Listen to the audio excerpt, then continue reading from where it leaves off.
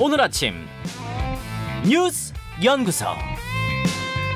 오늘 아침 뉴스의 맥을 짚어드리는 시간 뉴스연구소. 오늘도 두 분의 연구위원 함께합니다. CBS 김광일 기자, 뉴스톱 김준일 대표, 어서 오십시오. 안녕하세요. 예, 첫 번째 뉴스 뭐부터 볼까요? 빅매치 성사될까? 빅매치, 지방선거 대진표가 속속 나오고 있죠. 네, 역시 최대 빅매치는 제가 대선 직후에 말씀드렸던 대로 역시 경기도지사 선거가 되는 분위기입니다. 네. 민주당에선 안민석 조정식의원, 염태영 전 수원시장 나오고요. 김동연 전 새로운 물결 대표 어제 합당을 수용했죠. 네. 여기도 곧 뛰어들 것 같습니다. 국민의힘에선 김은혜 의원, 정병국 전 의원, 그리고 원희룡 남경필 전 지사까지 자천타천 거론되고 있고요. 제일 키포인트는 아무래도 유승민 전 의원이 되겠습니다. 유승민 전 의원. 네. 원래 저번에 대선 경선 떨어진 다음에 정계 은퇴를 하려고 했었는데 발표할 타이밍을 놓쳤대요. 아, 진짜요? 네. 아, 지금 유승민 전 의원 정계 은퇴 얘기는 전 처음 듣는데. 네. 그런 고민이 있었대요. 예, 어제 측근 통해서 좀 확인을 했는데, 근데 이제 최근에 경기도지사 후보로 자꾸 언급이 되면서 고심에 들어간 상황이라고 하거든요. 오늘이나 내일 중으로 결론을 낼 거라고 합니다. 예. 최근에 또 주목되는 데가 서울시장이 있는데 여기는 오세훈 현 시장의 최초 4선 가능성이 상당하거든요. 해서 민주당에서는 대항마로 송영길 전 대표를 최근에 엄청 띄고 있습니다. 그래요. 어제 이재명 고문 측근들이 송영길 대표 직접 찾아가서 만나고 왔다고 저희가 단독 보도하기도 했는데요. 그러니까 송영길 대표가 지금 절에 사찰에 들어가 있는 건데. 네, 템플 스테이 중입니다. 예, 템플 스테이 중인데 이른바 7인회 멤버들이 거길 찾아간 거예요? 김남국 의원, 정성우 의원이 어제 찾아갔습니다. 아침에. 송 대표도 그래 조만간 좀 움직일 것 같습니다. 물론 옛 친문이나 86 운동권 출신 정치인들은 이낙연 전 대표 그리고 임종석 전 비서실장을 계속 좀 언급을 하고 있고요. 예. 박주민 의원 카드도 살아는 있습니다. 그래요. 서울, 경기 중심으로 이제 빅매치 지역들이 속속 나오고 있는데 김준일 대표. 네. 대선 결과가 지방선거에 그대로 반영될 거다. 아니다. 어떻게 생각하세요? 일단 이 대선은 5년이고 지방선거는 4년이잖아요. 네. 그러니까 대선하고 지방선거의 거리가 선거를 치를 때마다 이를테면 4년, 3년, 2년, 1년 이렇게 이제 좁혀졌다가 다시 4년 이렇게 늘어나요. 맞아요. 그래서 역대 지방선거 결과를 보면은요. 대선하고 1년 안에 벌어진 선거에서는 대선에서 승리한 당이 지방선거에서도 이깁니다. 그러니까 그 투표 성향이 그대로 대체적으로 간다라고 보시면 될 것 같아요. 금인심이 금인심이다. 대표적인 게 97년 12월에 김대중 네. 당선된 다음에 98년 6월에 지방선거 열렸거든요. 6개월이면 지금하고 굉장히 비슷하잖아요. 그때 새정치국민회의 자민련 연합이 압승을 했습니다. 그때 그래서 16개 전국 광역지자체 중에 10개를 가져갔고요. 예. 그리고 이제 한나라당은 6개, 경상도 5개 하고 강원도만. 그러니까 정확하게 동쪽만 딱 가져간 거고 나머지를 다 가져간 거죠.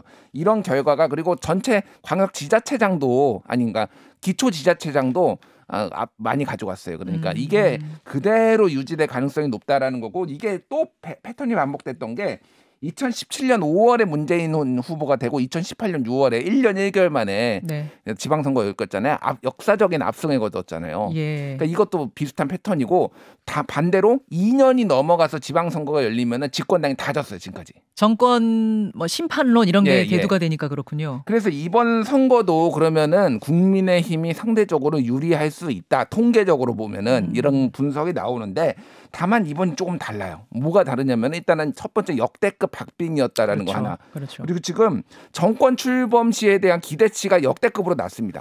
50%대 뭐 이렇게 나오는 게 대부분이거든요. 다른 데이터 데는 말씀하시는 거죠? 예, 기대치 뭐 이런 거 잘할 것이다 이런 거가 다른 때 역대는 뭐 80%까지 나오고 그랬잖아요. 맞아요. 근데 지금 윤석열 정부에 대한 기대치가 낮다라는 거.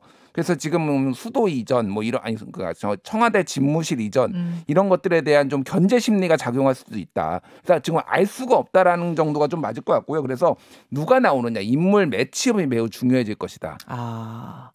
이렇게 변수들이 있다 보니까 과거와는 다른 양상일 수도 있다. 그러니 좋은 인물 내세워서 한번 뒤집어 보자. 이게 이제 민주당의 계산인 거고. 그렇죠? 예. 그럼 거기에 대한 대항마로 국민의힘은 누굴 내세워야 되냐 더 고민이 깊어질 거고. 네. 김광일 기자. 네. 그리고 이 지방선거도 지방선거고 좀 더 앞으로 다가온 게 사실 새 정부 강요 인선 문제거든요. 예. 국무총리가 누가 될 거냐 이게 또 최대 관심사 중에 하나인데 먼저 안철수 위원장이 윤석열 당선인을 만나서 총리직을 고사했다라는 보도가 지금 일부에서 나오고 있거든요. 네. 조금 전에 제가 뭐 측근 통해서 확인을 해보니까 오늘 중에 어쨌든 본인의 뜻을 직접 밝힐 거라고 합니다. 직접 밝힌다는 거는 대국민 메시지로 밝힐 거라고요? 네, 뭐 그 기자회견을 따로 열든지 아니면 오전에 코로나 뭐 회의가 있는데 그때 좀 얘기를 할지는 아직 명확하게 정해지진 않았습니다만. 그러니까 지금 정리를 좀 해보자면 어젯밤에 2개 보도가 상반된 게 나왔어요. JTBC 보도는 안철수 위원장이 마음이 있는 듯한 뉘앙스를 풍겼다라는 보도고, TV조선의 보도는 안철수 위원장이 윤석열 당선인을 독대해서 총리 안 하겠다는 의사를 표현했다라는 좀 상반된 보도가 나왔거든요. 지금까지 분위기로는 좀 후자가 좀 더 적합하지 않나 싶은데요. 어쨌든 뭐 그 결과를 좀 지켜봐야 될 것 같고요. 안철수 위원장 말고는 일단 한덕수 전 총리, 임종룡 전 금융위원장, 그리고 최준경 전 지식경제부 장관, 여기에 권영세 의원, 원희룡 제주지사 정도가 이제 JTBC에서 언급이 됐습니다. 네. 뭐 동아일보에서는 한덕수 전 총리, 김한길, 박주선 위원장을 또 찍기도 했는데요. 뭐 제가 취재한 것들 좀 종합해 보면은 JTBC 보도가 좀 더 신빙성이 있는 것 같긴 한데, 일단은 이제 당선인 측의 핵심 관계자한테 좀 어제 물어보니까 일단 이런 것들은 좀 언론에서 뇌피셜로 쓴 거다라고 말은 하거든요. 아니, 언론마다 다 달라가지고 뇌피셜인 것 같긴 한데 발표될 때까지는 아무도 모르는 거죠. 뭐. 네, 최종적으로는 당선인이 선택을 해야 될 문제고, 이르면 뭐 이번 주말 정도에 발표가 될 것 같습니다. 요거 하나 좀 사이드 이펙트로 봐야 될 게 지금 안철수 대표가 가지고 있는 대주주로 있는 안랩 주가가 한 달 만에 3배까지 뛰었다가 약간 내려가 지금 2배 됐거든요. 이게 왜냐하면은 이 백지 신탁, 총리가 돼서 백지 신탁을 할 경우에 이거 다 내놓잖아요. 그렇죠. 그럼 지금 M&A 이슈가 있어요. 여기 대주주가 되겠다고 해외에서 자본이 엄청 사들였습니다. 이게. 그래서 안랩 주가가 엄청 떴는데, 만약에 오늘 총리를 안 하겠다라고 할 경우에 안랩 주가 폭락할 것 같아요. 뭐 약간 우는 개미가 생길 것 같습니다. 또 정치 테마주 띄워주는 거 굉장히 위험한 건데 조심해야 뛰어들었다가 손해 보시는 분 없나 모르겠네요. 아무튼 오늘 발표를 보겠습니다. 그럼 보기로 하고, 유승민 전 의원은 어떻게 경기지사 나갈 것 같습니까? 김가을 기자 취재는 어때요?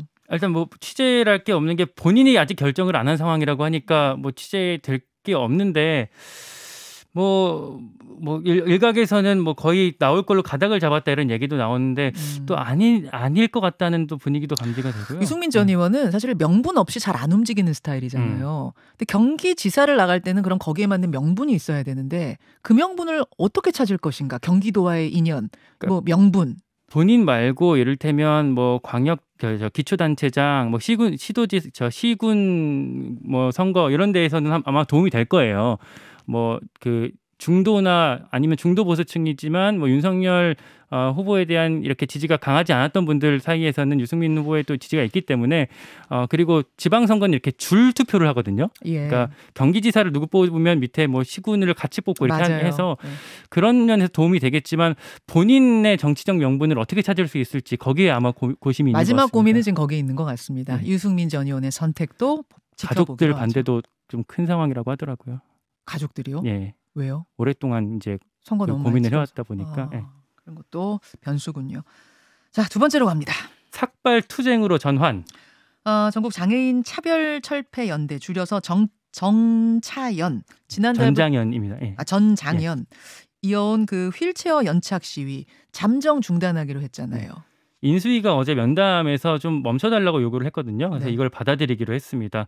전장현 쪽에 좀 확인을 해봤는데요. 인수위 요구대로 지하철 연착 투쟁은 당분간 멈추고 대신 삭발 투쟁에 나설 거다라고 하더라고요. 그래서 오늘부터 해서 하루 한 명씩 삭발을 시작을 한다는데, 만약에 다음 달 20일까지도 장애인 권리 예산 관련해서 약속했던 답변이 제대로 돌아오지 않는다, 그러면 지하철 연착 투쟁도 다시 시작할 수 있다고 전장현 쪽에서 밝히긴 했습니다. 이에 따라 일단은 전장현이랑 국민의힘 층 사이의 갈등은 당분간은 어느 정도 좀 잦아들 것 같아요. 이준석 대표도 연일 이렇게 갈등 수위를 높여왔잖아요. 근데 어제는 뭐 다행이고 환영한다라는 취지로 좀 짤막하게 밝히면서 확전을 피했습니다. 물론 이제 뭐 앙금은 좀 남아 있겠죠. 전장현은 이거랑은 좀 별개로 이준석 대표의 사과를 요구하고 있습니다. 전장현이라고도 하고 장차연이라고도 하고 줄임말이 좀 두 가지가 다 혼용돼서 쓰이네요. 김준일 대표가 주목해본 부분. 일단 이제 이 장애인 단체의 요구 사항이 사실은 이동권만의 문제는 아니거든요. 그러니까 지금 예를 들면 이런 겁니다. 그 장애인의 54.4%가 지금 중졸 이하예요. 한국에. 그러니까 교육을 제대로 못 받고 있다라는 거고 지금 62%가 지금 비경제 활동 인구입니다. 그러니까 돈을 못 벌고 있다. 취직이 안 된다는 거죠. 예, 그러니까 이동권의 문제가 단순히 엘리베이터만 설치한다고 되는 게 아니라 이동권을 하기 위해서는 이들이 또 다 연결된 거예요. 그러니까 교육도 시켜야 되고 이렇게 해야 되고 그리고 지금 시설에 장애인 거주 시설에 3만 명의 장애인이 지금 있거든요. 사실상의 뭐 일부에서는 감금이다. 여기에서 있으면 일상생활을 할 수가 있느냐. 그런 예산들까지 다 지금 요구를 하는 거예요. 그 부분이 얼마나 이제 인수위가 받아들일 수 있느냐라는 거고 전체적으로 보면 이준석 대표가 조금 어려움을 많이 겪었습니다. 그러니까 어제 그제 뭐 비판을 한 사람이 보면은 나경원 전 의원도 이준석 대표 비판을 했고요. 네. 그러면은 조롱하거나 떼법이라고 무조건 비난하는 것에는 동의하기 어렵다. 왜냐하면 자녀가 또 장애인이잖아요. 그리고 지체장애인인 이종성 국민의힘 의원도 이 대표를 직접 만나서 우려를 전달을 했고 뭐 전체적으로 좀 이준석 대표가 조금 당에서 좀 거리를 두는 이런 모습이 좀 연출되고 있어요. 인수위도 좀 선 긋는 분위기고. 근데 이제 이준석 대표는 계속 강조를 하더라고요. 이 그들의 시위 취지 자체에 대한 반대가 아니라 방식에 대한 비판이었다. 이런 이야기를 계속 거듭 강조를 하고 있는 상황인데 어찌됐든 역설적으로 시위 방식에 대한 비판이 이들의 이 문제 계속 제기해왔던 문제를 수면 위로 올리는 역할을 했어요. 그러니까 가장 필요한 게 주목이었거든요. 주목을 끌기 위해서 사실 출근길 투쟁도 한 건데 어떻게 보면 이준석 대표가 일종의 다크나이트 역할을 했다 지금. 그러니까요. 뭐 그렇게 돼버렸어요. 여기저기서 토론도 벌어지고 있고 또 주목받는 상황이 됐어요. 김광희 기자. 네, 한 가지 저도 이제 이번 주에도 뭐 여의도나 뭐 통이동 가서 국민의힘 인사들도 좀 계속 만나고 했었는데 신기한 게 이 얘기만 제가 좀 꺼내면 다들 이마를 부여잡습니다. 이마를 부여잡는다고요? 네, 그러니까 그게 무슨 말이에요? 걱정된다는 얘기죠. 당 분위기가 이게 너무 좋은데 이준석 대표가 이렇게 얘기를 띄우면서 지금 어떤 당의 전체적인 여론이 안 좋아질까봐 그 걱정들을 많이 하고 있더라고요. 다들 이제 좀 이준석 대표가 좀 언론 수렁에서는 좀 빠져나왔으면 좋겠다라는 얘기들을 했는데 같이 좀 전하고 있습니다. 그래요. 짧게 제가 오늘 오프닝에서 언급한 일본 교과서 얘기 좀 해보죠. 네, 내년부터 쓸 교과서 검정 심사가 최근에 있었는데요. 고등학교 2, 3학년 역사 교과서 14종을 확인해 보니까 기존에 있던 조선인 노동자 강제 연행, 종군 위안부, 일본군 위안부 같은 그 표현들이 싹 없어졌습니다. 대신에 그냥 뭐 동원, 징용, 위안부 뭐 이런 식으로 바뀌었는데요. 네. 왜 문제냐면 아까 말씀하셨지만 원래는 이게 일제 강압에 의해서 전쟁 범죄인 거잖아요. 그럼요. 이거를 어감을 강제성보다는 자발성에 기초한 걸로 좀 슬쩍 다 바꿔버렸습니다. 왜곡이죠. 사회교과서 12종에는 또 대놓고 독도를 일본 땅이라고 왜곡을 했는데요. 일단 우리 정부는 뭐 유감을 표한다, 시정을 촉구한다 이런 내용의 성명을 썼고요. 주한 일본 대사관 총괄공사를 외교부로 불러서 또 항의를 했습니다. 이제 관계 개선 좀 해보자라고 나선 찰나에 왜 이럽니까? 속 타는 일이네요. 여기까지 두 분 수고하셨습니다. 고맙습니다.